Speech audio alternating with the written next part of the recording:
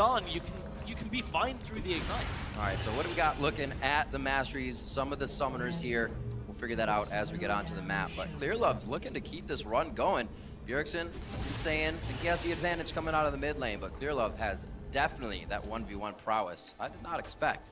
It'll be interesting to see how this one starts off. We've seen most matches go about 7 to 8 minutes. It's kind of intense to think that all that action is going to happen, whether it be CS or kills, because we haven't gotten turret yet here. No, we actually haven't, and as you said, a reminder, 100 CS, turret kill, first blood, that's the way to win here. You can see Bjergsen is trying to push up on Clearlove and make sure he can secure the initial damage onto the wave.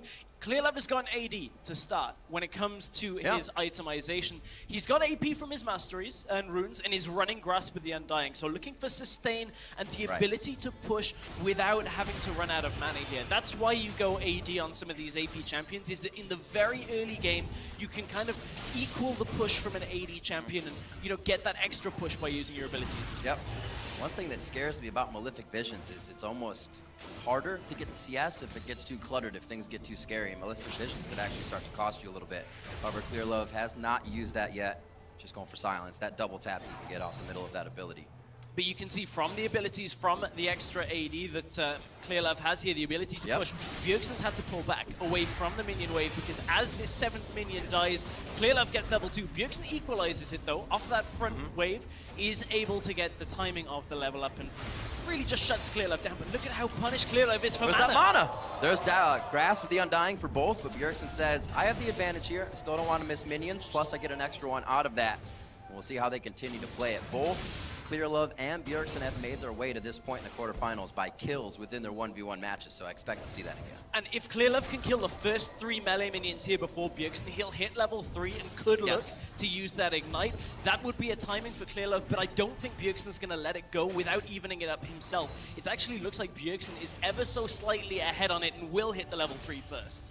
Does get it. Clearlove kind of hanging back in the brush. No vision been used yet.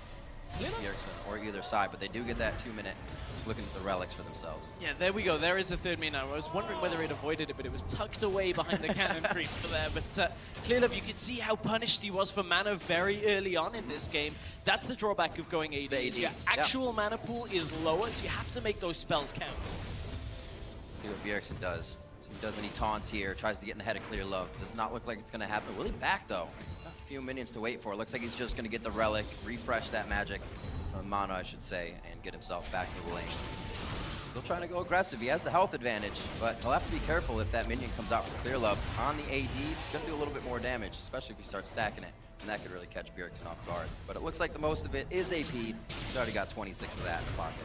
Well, Clearlove is not taking the best of these trades, but now that Bjergsen's out of mana, he may be okay. Malefic Visions ticking down onto Bjergsen is going to hurt. But remember, it's Grasp of the Undying for Clearlove, so he's not getting the extra damage that a mastery like Deathfire Touch would give him. Clearlove, ooh, maybe in trouble. As he Ignite, he gets the minion immediately. Very smart move from Bjergsen. Clearlove very low. Enough minions to really make trouble for Bjergsen, though, so he can't follow through. Waiting one relentless pursuit in, and he could get this kill, but not enough mana on either side. And Clearlove right now has to play. Oh, Bjergsen's got the health relic as well. Clearlove is in such a rough spot right now. He's falling behind in CS a really big amount. 34 now to 26 in this situation. Clearlove has to wait for 6. That's pretty much his only hope in the next couple of minutes, is try and get another all-in at 6, or at least trade onto Bjergsen, but it may not be enough for him. I mean, Clearlove is very close to being, you know, killed in this 1v1 early. Oh! If he let the auto hit from the passive, it would have been enough, but he also would have taken more turret shots, so Bjergsen may have chosen correctly in that Ardent Blaze, but not enough mana to go into the brush. And it looks like they're both going to take the time to back here, and this is not good for Clearlove. Like you said, rough position. 41 to 27 at this clip. He already loses the game to Bjergsen for CS. And man, look at the item disparity. Clearlove is waiting just for the last little bit of gold to get himself the amplifying tome, but it's double Doran's double long sword into Clearlove, who was forced to go Doran's ring to get that extra mana and the extra AP from this. Yes, you would normally pick that up anyway, but it puts him a whole component item behind. Bjergsen can just look to go Hexdrinker as his next back. See how it works out. It fares for both of them here. Bjergsen actually getting hit by the double touch there, but come out pretty even on both sides. All swords pointing to the right for Bjergsen. His OCD is correctly fixed now. Don't have to go crazy on that. The Biscuit still for both sides. They can use that for a quick pop of health. It just saved Clear Love pretty much last time as well. But it's getting closer. Bjergsen is not letting up on the CS lead right now, and he also isn't giving Clear Love kind of an option to go in on that full hour. Man, Clear Love has been taking so much damage from piercing light this entire time, and every time Bjergsen's just trading way more effectively. The minion actually giving him another thing to light sling on, and it looks like that's going to be the ultimate. It won't be enough. The exhaust from Bjergsen first. As soon as he gets out, a few more shots. Bjergsen's going to move on to the semifinals. Bjergsen just waits out the ultimate from Malzahar. The Voidling died in front of him as he was trying. The crowd is happy in this one, and Bjergsen is in a great spot. He's now taken down some of the absolute strongest competition that's evolved over this last couple of days. Raise your pulse up. Raise your pulses. Raise them up high. Bjergsen takes that game. The home crowd on his back, carrying it all the way through. And we'll see just how this happens. The ignite, the exhaust right after this wears off. And then Clear Love's fighting a bunch of minions as well there if he stayed any longer. So he's forced to back up. No time to turn back and attack. Oh man, the Voidling tanked 2 turret shots. It's for your team. If you can go on from there, it's either 50 or 150 if you can take that first place spot or second. And these guys are definitely trying to win it for their teams. That really bringing on the nervousness as well. With how close the points are, there's a little more pressure on the shoulders. Same start from both sides here as we would have expected. What are we looking at, Runes and Masteries? Just Grasp of the Undying. Yep. As usual. Grasp of the Undying, 668 for both of these players. Okay. So looking for the sustain game is what the two of them are doing. You can see Prey has established control with the wall. Yep. I mean, Lex already just assumes he's there anyway. So it's one of these situations where it's like, oh, you've confirmed my suspicions. Nice, got it. Shoot it. I was right. Where's the BM? Shoot him up. One thing I'm kind of interested is how fast Prey can actually kind of counteract the push that Lex would have. You can see Prey got the first damage onto the minions, but I imagine Lex should be able to just Q to kind of make up for that. Oh, actually gets Prey and both of the minions. That is huge, and follows up with the empowered attack, gets the Grasp of the Undying. That was such a good Q from Lex. That is Quinn. That is Quinn. That is Quinn. 3 simple words. I missed. Oh, no, I didn't. Oh, it's another one. Prey losing a bit of health here, but it's not going to be too bad for the first points. He gets it back with a very nice Mystic shot to even up the HP. Showing out those emblems. I like it. First minions at even timing, so we're now looking for the level 3 between these two. But, you know, as AD carries in this, I think they're going to be fairly content to just farm out the first few minutes. I wonder exactly whether Prey is going to go aggressive with the Ignite. In the early levels, for him to really get his damage down onto Lex, he has to bypass Lex's minions. If he takes minion aggro, those range minions deal so much damage this early in the game that it's so difficult to trade. He could definitely be playing a lot of this with Mystic shots from the brush. Lex would probably hug the right side of the minion wave, but he would still be able to stay safe, get his shots out, find that CS line, because it just lines up for you, right? Mystic shot across the board and get what you need. Trading on siege minions right now, so a little bit less focus for Prey as he got that one down, but misses threading that Mystic shot through on Lex. And Lex is winning the auto attack war here, but still takes damage from minions, so it's somewhat evening out, as well as those Mystic shots Prey is always finding once he goes back. 17 to 14, so the clip for CS is pretty even.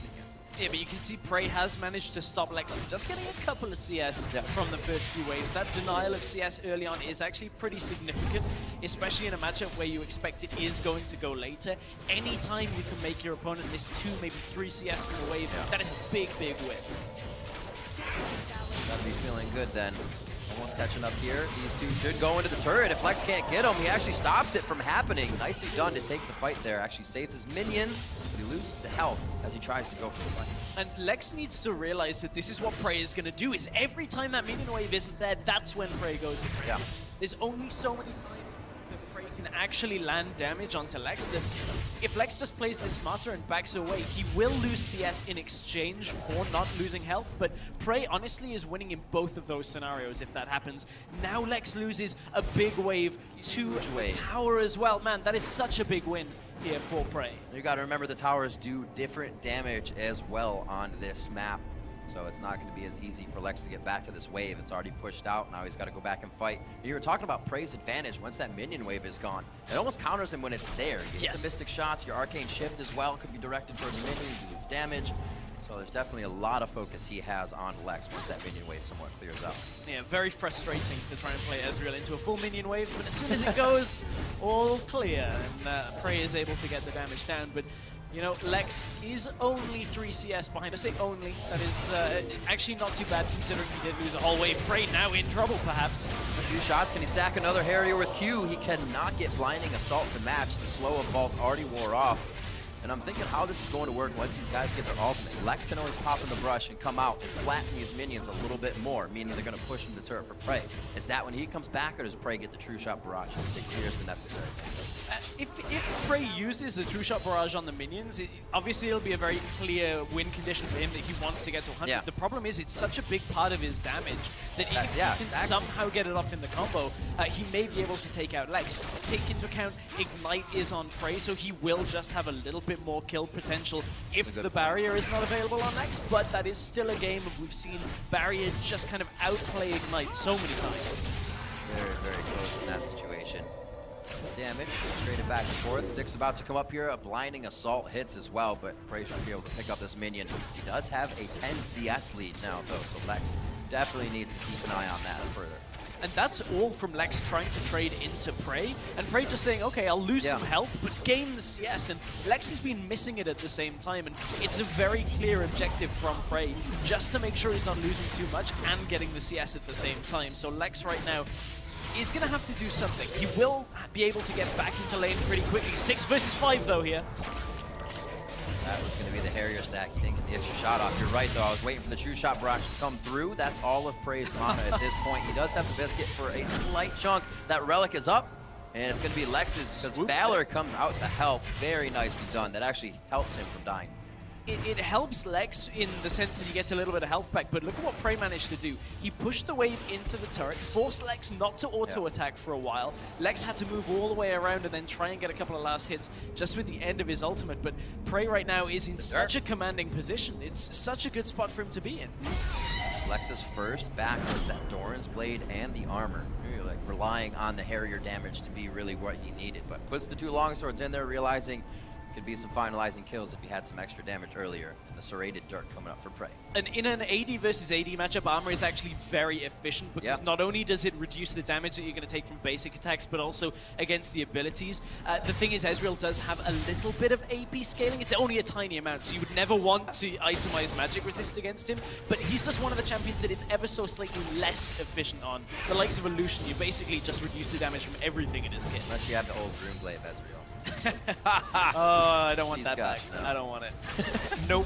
64 to 50. Things are getting tight here in the CS realm. It does not look like a turret will fall in this match, or a champion for that matter. Both have been kills across the board as these players have made it to the quarterfinals on either end. Fire just picked up 1 more win, so Ice is looking to get this. Lex goes in, uses Blinding Assault, but actually misses after the vault. A very nice arcane shift. That could be it. The Ignite is down, but the barrier's out. Prey fighting off. No more Harrier stacking coming in for Lex. But I think it is that a lot of people are not taking him at full credit, right? He is just kind of flying under the radar. Everybody's like, oh, it's cool, it's a support. You might make a move and mistake here, but no. No mistakes so far. Also, no buy. Is he going in empty pockets here? I'm just checking. I was just looking behind me just to see whether he's actually like loaded into the game. He's just doing something? He's mulling over his purchase. It's like, do I want Doran? As a person is lagging. Personal lag. Dear. Problem exists between brain and keyboard. That is. It can happen sometimes. He has, however, this is fairly significant because he does lose the actual pressure on the first lane, or the first wave of minions that comes in. Obviously, he concedes that already, so he knows he just has to stand back. But Karma as a champion in 1 versus 1 has so much different little aspects of her kit. Do you mantra the W for the added sustain that comes back from pretty much the initial burst? Interestingly, Kasing managed to push Double Lift away from the wave at first and is pulling all of the aggro onto that front minion just to try and get them to push that first minion down a little faster. So Kasing somehow manages to turn around the initial onset of that, gets good damage down onto the minions and Double Lift. Very nicely done. Kind of squeaking it by, giving himself the advantage over the DB. I don't know if Double Lift is really going to be affected too much by this. He's still up in that CS and knows he will have the damage here at that level 1. Not dodging Qs though. That actually evens things out. So Double Lift knows Kasing is not to be toyed with in this situation. Kasing actually missing that skill shot though. Maybe some nerves. Maybe. I mean, he does miss a couple every so often. Well, quite a bit, but you know, that's just Kasing for you. He's good. Like, let's put it that way. On Karma, he's okay. He's okay. I guess he's kind of good. At this point, you know, Kasing on the Karma doesn't really have access to his whole kit. He's only level 1, so needs to buy time on this just in setup. range. Just gets that level 2, but you can see he's running the AP masteries here. Does have Grasp of the Undying, AP runes. Grasp of the Undying. Now Double Lift will have a little bit of an advantage right now when it comes to experience. Hits level 3 very early on, but hit by Mantra Q, so will deal the damage. Looking at how these guys got here. All kills, again, across the board. It seems like it's the one way to go. We've only had a few actual CS takedowns. Like we said, no turrets. This one looks like it could be something of the CS. We'll see, though. 19-7 right now. Kasing not having a great time. Been a level down each time Double Lift is leveling up. That he cannot seem to match that right now. But it'll come here with this wave. He has a moment to chill. It's fairly interesting that Double Lift has opted for the Ignite rather than the barrier here. And I believe he's just... Oh, he's denying so much CS to Kasing here under this tower. Oh, this is so painful. He's going to do it again. Hop back. I like it. He's using every bit of room he has within that turret aggro to do what he can. This is going to be another Q from Kasing. Actually doesn't have time to get it out off the cooldown. But what he got from that was the Mantra W. Got 25% of his health. Okay. Where'd it go? It's gone. Now it's gone. And it's gone. Because Double Lift now is just going to be able to effectively trade with the Rend. I think he has a hole in his health bar. It just seems to be dripping out right now. But he has actually brought Double Lift down. Both about half health here. No Mantra Qs really Kasing has been using. That one would have pushed the wave maybe a little bit too much for him. So he's definitely playing this so it stays in his favor. Missing quite a few CS though with this pressure from Lift. He is a massive number behind, 30-17 right now, and Kasing is going to have to try and wait this out and look for a kill. One of the real ways he can look to end this, because there's no barrier on Double Lift, is kill Double Lift somehow before the exhaust runs out, so Double Lift can't Rend. Because Kalista has to wait until the exhaust is gone, and then the Rend pops out. Without the barrier, Kalista can die during that exhaust. He has got exhaust to try and shut down Kasing's damage at the same time. Whoa, that's an early exhaust. Knowing he needs to get in for that damage. The Ignite's still there, coming from Double Lift, so. Really interesting timing on that exhaust, actually. Double Lift wasn't going to be able to get the kill there. Like, there's almost no way of him getting a kill with the 100-0, so now uses a summoner very early on, and he's going to go for tower damage. One of the first players we've actually seen look to get damage on a tower very early on. Working really well. Even if a Mantra Q came in, he'd hop back off of it, so Kasing back against the wall right now. Double Lift showing again that aggressive AD carry prowess, always going in, trying to get a few autos down, making sure he gets a Rend on minions, can keep it on Kasing. Yeah, at this point, Kasing, with the summoner's advantage, all he has to do is last another minute or so, then recall. He should be okay in this matchup until that exhaust is back available once again. Should be able to sustain through, has the Grasp of the Undying, has the ability to Mantra W if he can. But he's got to somehow get in range. Double Lift's trying to hop around. Yeah. What are you doing? Oh no, that is not going to be good at all. Kasing was in the top side of the brush the whole time his relic was up. Double Lift gets both, and he is in a much better position now. Oh, respect the Ignite. Oh, 1Q Ignite and an auto would be able to win this for Double Lift. Oh, so close! Oh my god. Oh, he goes back in, he throws down the W. He does get the health back on that one. He was hoping Double Lift was just in range for the turret, but he stepped back on his last attack. Wow, so close for Kasing to go down, but that would have been the bait. That's what he was looking for pretty much this whole time since he's been down. And that may have been his chance. Oh, watch the Q Rend. That's the problem here for Kasing. Right. Double Lift. If he hits it, explodes. However, if he goes under the turret and Kasing has enough mana and the cooldown on his ultimate, which is nearly up, he would have been able perhaps to have taken that trade. Ooh. Whew. Indeed. Tense. But Kasing did have to trade both of his summoners to stay alive. Double Lift's exhaust will be up first, and then Double Lift will have that one summoner advantage. Big thing to look at in these trades, because the summoners deal just so much difference, whether it's the damage reduction or the added damage from Ignite. The exhaust will be up, as we were saying, for Double Lift. Can you stack Dark Seals? Is it unique? It is. Well, the passives are unique. Right. I mean, there's only You're one. looking at the. Yeah. I mean, obviously you're never going to get the passive stack anyway, so I guess the healing from potions seems to stack. I've never actually seen this be a scenario, so this is a new one for me. Oh, the relic goes to Kasing. Doesn't have the tether on. It's already gone down, and Doublelift is taking shots right now. That Rend, though, almost taking Kasing down to 0 and give Doublelift the W. We will see if he can do it a few more times. Look at the regen from the potion, though. Look at, like, Kasing's health was flying up. Got him. Now he's Also got the W. sustain. This is actually working from Kasing. I'm amazed. I guess it wasn't just the play where it was under the turret that he was baiting in. He knew what he was doing here. He's had to have been playing the numbers or just playing the items at least. He is going to miss more CS here, however, with the turret damage that he's working with. But wow, Doublelift is really taking it to him at this point, and he's going to make it difficult. But Kasing may have something up his sleeve here. I mean, Kasing can't win this on CS. Absolutely not. He's going to have to go way crazy. Behind. The thing that wins for Kasing is Doublelift doesn't get an ult, so maybe he just face checked into it. Missed the Q though. Well, there's the ignite, or I'm sorry, the exhaust, so he gets that out. Oh, sometimes you're like, he's away, but then you rend, and you lose all your health. Also had a minion there, so he got the double rend out onto Kasing.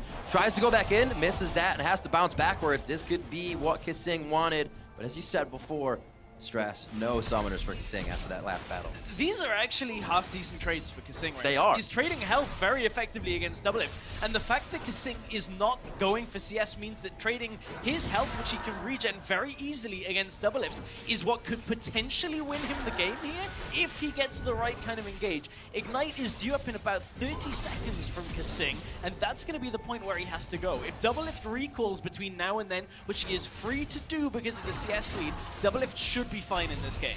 But I think they might go at the same time because Doublelift will has his backup, and that may make him go aggro, which he will get exhausted and then full-bodied from Kasing. A very nice cue to keep him in the lane, and this could be the time. It's not going to be up just yet. He still has a few seconds. That would have almost been it if he could have got under the turret as well. But he got the Hex Drinker and now forces Doublelift to go all the way away. So for nothing else, well, if nothing else, Kasing holds on in this 1v1 for now. Now he's zoning Doublelift away from the minion wave. Doesn't matter that he takes a turret shot because he does manage to get the health back from the W already. Man, Kasing is actually playing this out really smart. I'm amazed at this point. This is crazy. He came back with an idea after that first buy. Hasn't even really been working the relics around the map, but still stays in the face of Doublelift to keep that pressure on. Doublelift now back. Hits himself some Zerkers to get more attack speed. Oh, Doublelift. And movement. Oh, wow, the damage traded back, though, is pretty heavy from Doublelift. It's a few shots. That exhaust goes out. The ignite's still up. Remember, Doublelift's ignite is up as well. This is going to be one hell of a fight, and the shield goes to Kasing here if that relic isn't picked up. And look at the attack speed that Doublelift's got, because all he needs is enough Rend stacks to be able to take this trade. As long as Doublelift now gets the Rend off with enough stacks, Kasing should die. Here's the all-in! The ignite goes down! Doublelift very low! Doublelift lives with less than 10 HP! Down for some Zillion versus Zillion. I don't think I probably thought I'd never say that in my entire life, but I just did. This is actually an identical mirror match. Are they really not running anything? They really are not running anything. Snowball to the eye! Disrespect in over 50 countries around the world, and they both just used it.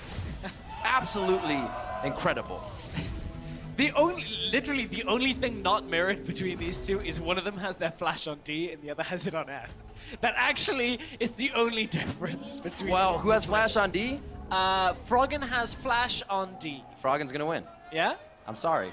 Flash on D! No, flash on F, Rip. No! You don't have to correspond to the letter. Well, it makes sense, because D is for dance. No.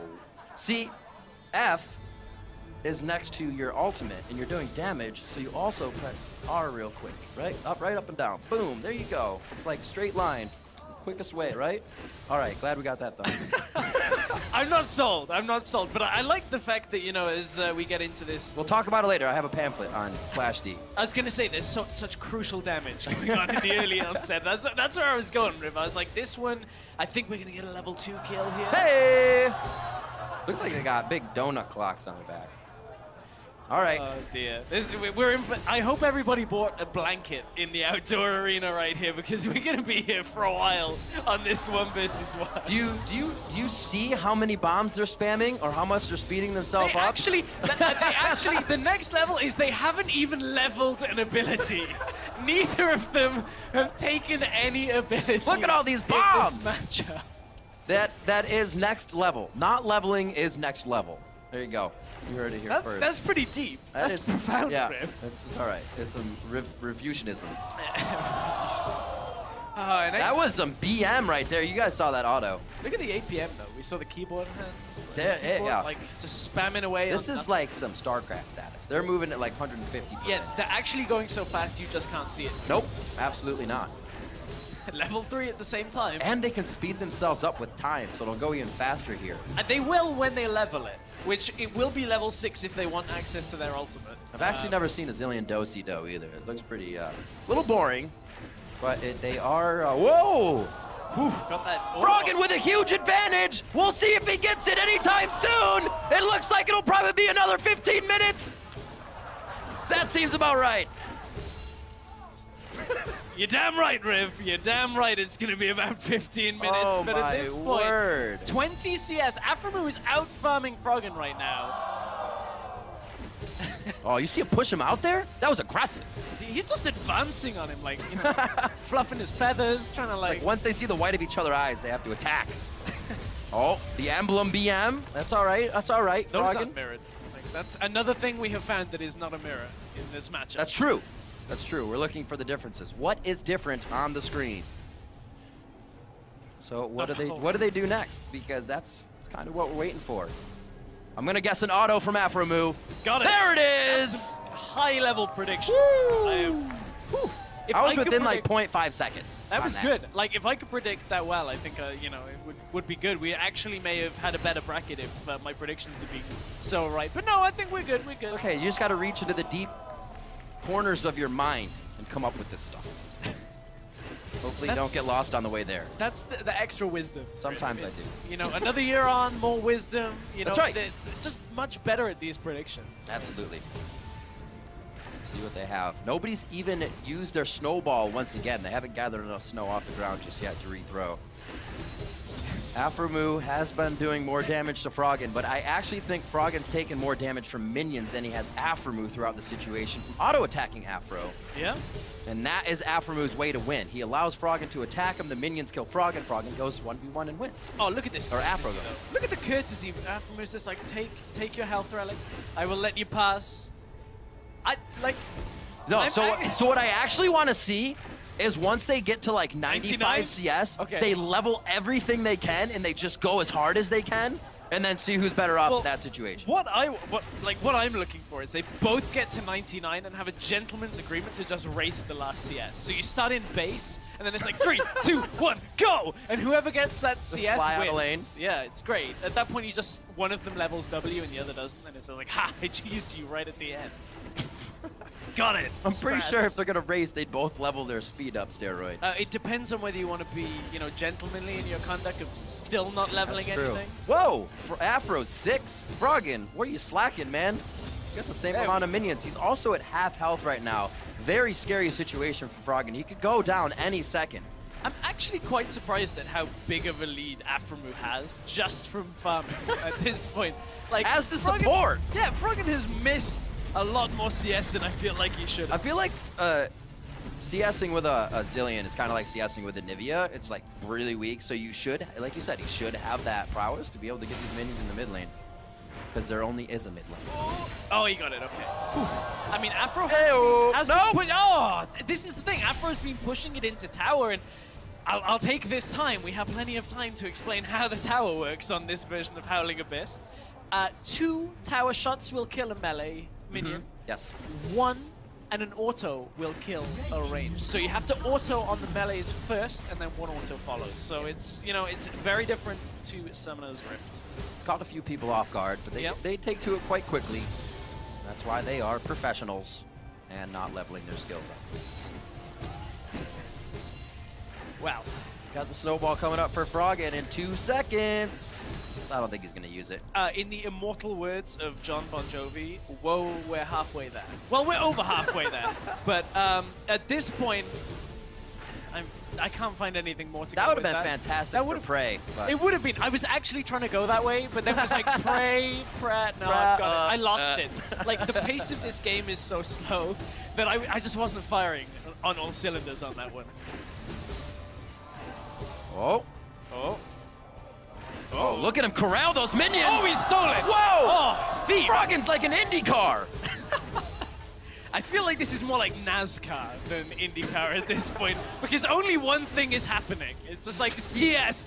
Keep CS. One way. Just go in the oval. The revolving door. He's evened up the CS lead. If he can How is this possible? It's because I know, it's a big win. Yep, you got it, Riv, you got it. All I'm saying is he can now force it under tower. Afro is losing CS here. He can't even get that because the base damage on Zillion Auto is He is so getting low. slaughtered by these caster minions right now. He needs to do something with himself. This is so good for Froggen. Afro basically missed the entire wave. Froggen just turned it all around from stealing that health relic and forcing Afromu back from the wave. Yeah, I really just want one of these guys to BM each other. Like, if Froggen leveled everything up right now and just went all in on Afromu, that would be perfect. And then you throw on your Zillion ultimate, and you can't lose. Turret as hard as you want. Yeah. Afromu will be finger fumbling, trying to get his ult leveled. It could happen. It could happen. We'll manifest it. Everybody think. Manifest this. Okay, we're about 3/4 of the way for Froggen getting to... If this one ends in a kill, this will be the weirdest 1v1 we've ever had. I would actually love to see like a tower kill come. Just whittling it away. They get the 99 CS and just wait for the wave to slowly push to each side and get as many clock hits as you can. Oh dear. This is slower than watching that Quinn from yesterday with no boots. Oof. That was actually pretty great when you figured that out. I enjoyed that situation. It was just like, oh, that's underwhelming. It looked like one of those like mobility scooters just flying down the lane. Like a little rascal. I'll get there, I'll get there. I'm coming, you just wait. All right. We're actually getting close to something that might be intense in this game. Yeah. We're at 80 CS right now. It's building. I can feel like there's just this hushed, silent energy in the crowd. Like, yeah, it's growing. Yeah, it's like there's a Baron. Energy. 4 Barons about to be taken right now. That's like what this is. I actually think this entire 1v1 is going to be like the play of the tournament. Yeah. Like, forget Hooney's 4-man stun. This is it. This is it right now. The entire 9+ minutes that are going to happen will be a live review. Do you know what this actually is? You remember when we did the Earthitation?